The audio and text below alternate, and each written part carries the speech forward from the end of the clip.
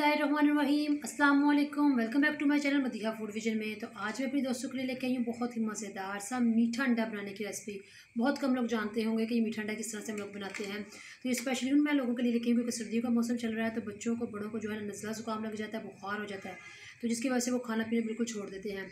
तो ये आप उसने मीठा अंडा बना के देंगे तो इंशाल्लाह इससे उसका गला उनका ठीक होगा, नज़ला ज़ुकाम उनका ख़त्म होगा।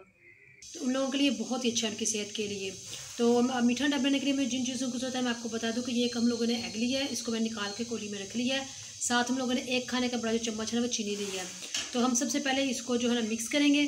तो सबसे पहले हम लोगों ने अंडा निकाल लिया है किसी बड़े बर्तन में। साथ हम लोग इसके अंदर चीनी ऐड कर देंगे और उसको अच्छे तरीके से हम लोगों ने बीट कर लेना है। अंडे को अच्छे तरीके से हम लोगों ने बीट कर लिया है और अब हम लोग इसके अंदर जो स्पेशल चीज़ इसके अंदर ऐड करेंगे वो है तकरीबन 2 खाने के चम्मच दूध। तो ठंडा हम लोग इसके अंदर दूध ऐड कर रहे हैं 2 खाने के चम्मच और इसको अच्छे तरीके से फिर मिक्स कर लेंगे। तो